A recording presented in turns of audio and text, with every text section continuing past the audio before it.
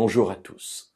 Poursuivons cette série de 5 méditations qui fait suite aux méditations 697 à 700 sur ce que Jésus a dit concernant le pardon, que nous trouvons dans Matthieu chapitre 18 à partir du verset 15 et jusqu'au verset 22.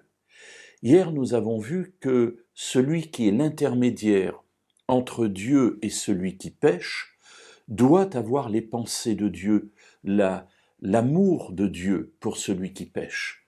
M'approcher de celui chez qui j'ai vu une faute n'est pas le résultat d'un désir de l'accuser, de le traîner dans la boue, de mettre à jour son péché devant toute la communauté ou devant toute sa famille, mais au contraire un désir de l'amener avec douceur à la repentance pour qu'il soit sauvé. Et dans ce contexte-là, se trouve un passage, ou plus exactement 2 versets, nous en verrons un aujourd'hui et l'autre demain, que souvent nous sortons de leur contexte pour dire des choses très intéressantes, mais replaçons ces 2 passages dans le contexte du pardon. Tout d'abord, donc dans Matthieu 18, verset 19, Jésus continue en disant « Je vous dis encore que si 2 d'entre vous s'accordent sur la terre pour demander quoi que ce soit, cela leur sera donné par mon Père qui est dans les cieux. » Alors parfois on en a retiré, donc encore une fois en le mettant hors contexte, au fait que si 2 croyants sont d'accord pour demander quelque chose à Dieu par la prière, Dieu leur accordera. Entre guillemets, il est obligé de le faire puisque 2 sont d'accord. Le contexte n'est pas du tout cela, on est dans le contexte du pardon.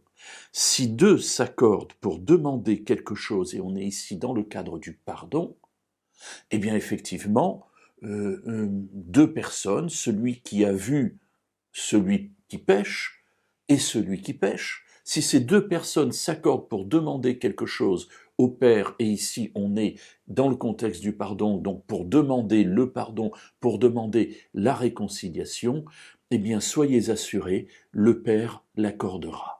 Pourquoi ? Parce que cela signifie que cette démarche que Dieu m'a inspirée, je vais partir du principe que c'est moi qui vais vers la personne qui a péché, mais évidemment ça peut être l'inverse. Si Dieu m'a inspiré pour aller vers une personne qui a péché et lui parler à son cœur pour la ramener à Dieu, et qu'à un moment donné cette personne accepte, eh bien tous les 2, nous allons nous mettre en prière, nous adresser à Dieu et lui dire « Seigneur, je te demande pardon » et moi je dirai « Seigneur, pardonne-lui » et évidemment, que pensez-vous que Dieu fera ? Étant donné que Jésus est mort pour nos péchés, et qu'il est venu justement pour réconcilier l'homme pécheur avec son Dieu, eh bien, soyons certains, Dieu accordera, Dieu donnera droit à cette prière en disant « Oui, le pardon t'est assuré ». Et c'est cela, dans ce contexte-là, que se trouve cette merveilleuse promesse. Lorsque 2 s'accordent pour le pardon, eh bien Dieu accorde toujours son pardon. Et nous verrons demain le verset 20 qui lui aussi a été compris en dehors du contexte. Nous le remettrons dans ce contexte pour voir ce que Jésus a à nous dire.